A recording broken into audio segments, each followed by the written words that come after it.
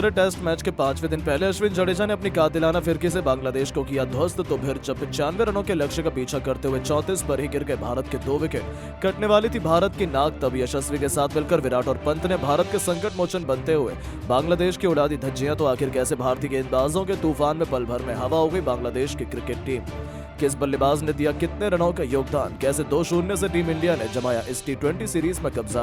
बांग्लादेश का किया सफाया? इस रोमांचक दूसरे टेस्ट मैच के 5वें दिन की दिल दहला देने वाली पूरी हाईलाइट का वीडियो तो हम आपको दिखाएंगे ही, लेकिन उससे पहले यदि आप भी टीम इंडिया की जीत से खुश हैं तो हमारे इस वीडियो को लाइक और चैनल को सब्सक्राइब करना बिल्कुल ना भूलें। दोस्तों, कानपुर के मैदान पर एक बार फिर टीम इंडिया ने बांग्लादेश को रौंद कर इतिहास लिख दिया। हालांकि पहले 3 दिनों में केवल 35 ओवर का खेल हो पाया था, जहां बांग्लादेश केवल 107 रन बना पाई थी। लेकिन चौथे दिन मैदान में उतरते ही बुमराह और जडेजा ने अपने खौफनाक गेंदबाजी से आग उगलते हुए पूरी की पूरी बांग्लादेश को केवल 233 रनों पर ही ऑल आउट कर दिया। तो फिर जब बैटिंग से जलवा दिखाने की बारी आई तब हमें असली तांडव देखने को मिला।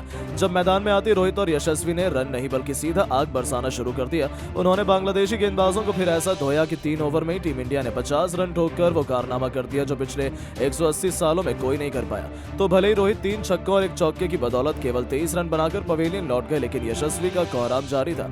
उन्होंने अपने विस्फोटक बैटिंग से 11 ओवर में टीम इंडिया को 110 रनों तक पहुंचा दिया। 51 गेंद पर 12 चौके, 2 तूफानी छक्कों से सजी 72 रनों की लाजवाब पारी खेल डाली। तो राहुल और कोहली ने भी बांग्लादेशी गेंदबाजों को बेदर्दी से पीटा। किंग कोहली ने 47 तो राहुल ने 31 गेंद पर अर्धशतक ठोक दिया, जिनकी धाकड़ बैटिंग से टीम इंडिया ने 34.4 ओवर में 285 रन बनाकर पारी डिक्लेयर कर दी और बांग्लादेश पर 52 रनों की बढ़त बनाई। वहीं जब बांग्लादेश के बैट्समैन बैटिंग करने आए तब केवल 26 रन ही बने थे कि अश्विन ने जाकिर हसन और हसन महमूद का भी शिकार कर बांग्लादेश की बर्बादी का मंजर दिखाना शुरू कर दिया। अभी भी बांग्लादेश की क्रिकेट टीम भारत की ली गई बढ़त से 26 रन पीछे थी और उनके 2 धुरंधर ढेर हो चुके थे। इसके बाद ही चौथे दिन का खेल खत्म कर दिया गया। ऐसे में 5वें दिन यह खेल अपने अंतिम मोड़ पर पहुंच चुका था। अब तो भारत को जीत के लिए केवल 8 विकेट चाहिए थे। वहीं मोमिनुल हक के साथ सादमान इस्लाम अपनी टीम को बड़े स्कोर तक ले जाना चाहते थे। जी हां दोस्तों, सूरज की पहली किरण के साथ जब 5वें और निर्णायक अंतिम दिन का खेल शुरू हुआ तो मैदान में उतरते ही मोमिनुल हक और सादमान इस्लाम इसी सोच में थे कि किसी भी तरीके से टीम इंडिया के लीड को खत्म किया जाए। भारत की तरफ से आज के दिन का पहला ओवर यानी कि 12 ओवर लेकर आए रविचंद्रन अश्विन के ओवर में इस्लाम ने शानदार चौका लगाकर ओवर का अंत किया और अपने तेवर टीम इंडिया को दिखा दिए। दोनों बल्लेबाज संभल कर बल्लेबाजी कर रहे थे, अपनी टीम के स्कोर को धीरे धीरे आगे बढ़ा रहे थे। भारतीय गेंदबाजों का डटकर सामना कर रहे थे, लेकिन उनका प्लान ज्यादा लंबा नहीं चल पाया। भारतीय गेंदबाज भी आज तबाही मचाने के लिए आए थे। भारत की तरफ से 14वां ओवर लेकर आए अश्विन। इस बार उन्होंने अपना शिकार ओवर की तीसरी गेंद पर मोमिनुल हक को बना लिया और राहुल के हाथों कैच पकड़वाकर भारतीय टीम को तीसरी सफलता 36 रनों के स्कोर पर दिला दी। मोमिनुल हक अपनी टीम के लिए केवल 2 रन बनाकर पवेलियन लौट गए। अब मैदान पर सादमान इस्लाम का साथ देने के लिए खुद कप्तान नजमुल हुसैन शांटो आ चुके थे। इन दोनों खिलाड़ियों के कंधों पर टीम की बड़ी जिम्मेदारी आ चुकी थी। अभी भी बांग्लादेश की टीम 16 रनों से पीछे चल रही थी। ऐसे में ये दोनों बल्लेबाज धीरे धीरे टीम के स्कोर को आगे पहुंचाने के लिए पूरी कोशिश कर रहे थे। 15 ओवर में बांग्लादेश का 36 रनों तक स्कोर पहुंच गया। भारतीय गेंदबाज खतरनाक गेंदबाजी कर रहे थे। बांग्लादेश के बल्लेबाजों को बिल्कुल भी रन बनाने का मौका नहीं दे रहे थे। एक तरफ से बुमराह तो दूसरी तरफ से अश्विन की खतरनाक गेंदबाजी देखने को मिल रही थी। भारतीय कप्तान रोहित शर्मा को लगातार विकेट की तलाश थी, लेकिन दोनों बल्लेबाज संभल कर खेल रहे थे। उन्होंने एक मजबूत साझेदारी का निर्माण करना शुरू कर दिया था जो टीम इंडिया की टेंशन बढ़ाना शुरू कर दी थी। कप्तान रोहित शर्मा विकेट की तलाश में एक बार फिर बॉलिंग स्पेल में बदलाव किया। इस बार जसप्रीत बुमराह की जगह पर उन्होंने गेंद मोहम्मद सिराज को थमाई, पर दूसरी गेंद पर सिंगल लेकर दोनों बल्लेबाज ने अपनी टीम को 50 रनों के पार पहुंचा दिया। 19 ओवर तक बांग्लादेश की टीम ने 50 रन 3 विकेट पर बना लिए। इन दोनों खिलाड़ियों के बीच एक अच्छी साझेदारी बनती हुई दिखाई दे रही थी और इसी साझेदारी को तोड़ना भारतीय कप्तान के लिए बेहद अहम जिम्मेदारी थी।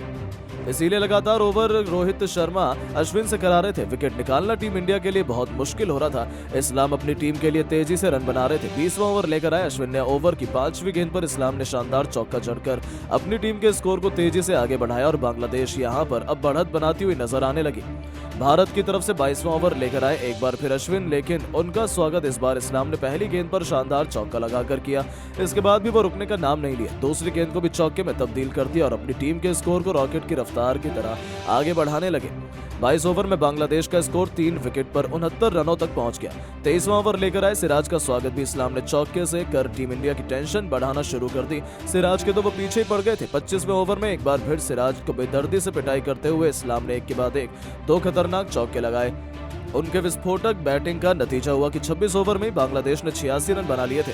5वें दिन के पहले सेशन में बांग्लादेश पूरी तरह से हावी नजर आ रही थी। जिस तरह से बांग्लादेश का स्कोर आगे बढ़ रहा था वो देखकर तो यही लग रहा था कि 150 से 200 रन टीम इंडिया को लक्ष्य के रूप में बांग्लादेश की टीम दे सकती है।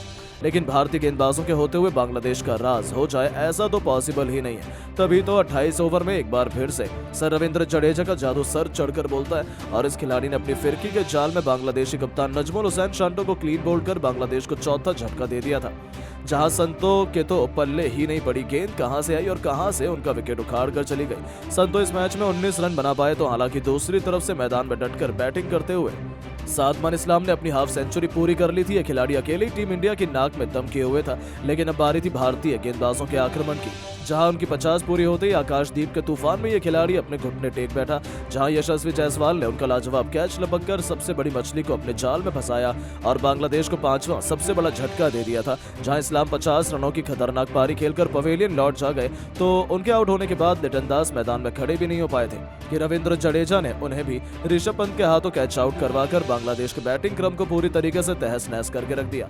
लगातार 3 ओवर में गिरे इन तीनों विकेट की वजह से बांग्लादेश गहरे दलदल में फंस चुका था, क्योंकि केवल 94 के स्कोर पर उनके 6 बल्लेबाज ढेर हो चुके थे और अब तक वो केवल 42 रनों की लीड ले पाए थे। तो किसी को भरोसा तो उस समय नहीं हुआ जब बैटिंग करने उतरे शाकिब अल हसन को बिना खाता खोले जडेजा ने कॉटन बोल्ड कर बांग्लादेश के 7 धुरंधरों को धूल चटा दी थी। पिछले 4 ओवर में पूरी तरीके से मैच टीम इंडिया की तरफ आ चुका था। ऐसा लग रहा था कि अब तो लंच से पहले ही टीम इंडिया ये टेस्ट मैच जीत जाएगी। हालांकि मुशफिकुर रहीम और मेहदी हसन मिराज के इरादे तो कुछ और ही थे। ये दोनों टीम इंडिया की जीत में सबसे बड़ा रोड़ा बन सकते थे और ऐसा क्यों इन्होंने बहुत जल्द दिखाया जब जडेजा का स्वागत ही मैदान हसन मिराज ने 34वें ओवर की पहली गेंद पर चौके से करने का केवल बांग्लादेश को 100 रनों के पार पहुंचाया, बल्कि 50 रनों से अधिक की लीड भी दिलवा दी थी। उन्हें देखकर ऐसा लगा था कि दोनों तो सीधा हमला करने के लिए आए हैं। आकाशदीप के ओवर में लगातार 2 चौके मुशफिकुर ने जड़कर तेजी से अपनी टीम को आगे बढ़ाना शुरू कर दिया था, लेकिन जसप्रीत बुमराह के आगे मेहदी हसन मिराज की एक न चली। बुमराह ने आते ही मेहदी को पंत के हाथों कैच करवाकर टीम इंडिया को 8वीं सफलता दिलाई। जहां वो केवल 9 रन बना पाए तो केवल 12 रन की पार्टनरशिप मुशफिकुर और तेजुल इस्लाम के बीच हो पाई थी कि तेजुल को भी बुमराह ने एलबीडब्ल्यू कर बांग्लादेश के 9 धुरंधर घुटनों पर ला दिए।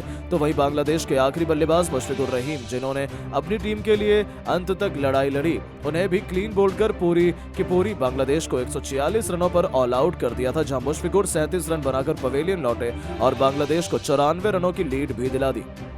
अब 95 रनों के लक्ष्य का पीछा करना तो भारतीय टीम के लिए बच्चों का खेल माना जा रहा था। रोहित और यशस्वी ने आती टीम इंडिया को विस्फोटक शुरुआत भी दिलाई। पहले 2 ओवर में ही दोनों ने 18 रन ठोक डाले थे, लेकिन तभी तीसरा ओवर लेकर आए मेहदी हसन मिराज की पहली गेंद पर रोहित बड़ा छक्का लगाने के चक्कर में बाउंड्री पर कैच आउट हो जाते हैं। वो केवल 8 रन इस मैच में बना पाए। हालांकि टीम इंडिया को उससे कहां फर्क पड़ने वाला था। उनके आउट होने के बाद मैदान में आते गिल ने चौका जड़कर अपने तेवर बांग्लादेश को दिखा दिए। हालांकि वो भी ज्यादा कुछ नहीं कर पाए और अपने मेहदी ने उन्हें भी एलबीडब्ल्यू टीम इंडिया को मुश्किल में फंसा दिया था। 34 रन ही बने थे और भारत के 2 धुरंधर वापस जा चुके थे। हालांकि मैदान में उतरे किंग कोहली ने भी आते ही चौके से अपना खाता खोला और टीम इंडिया को तेजी से जीत की तरफ बढ़ाने लगे।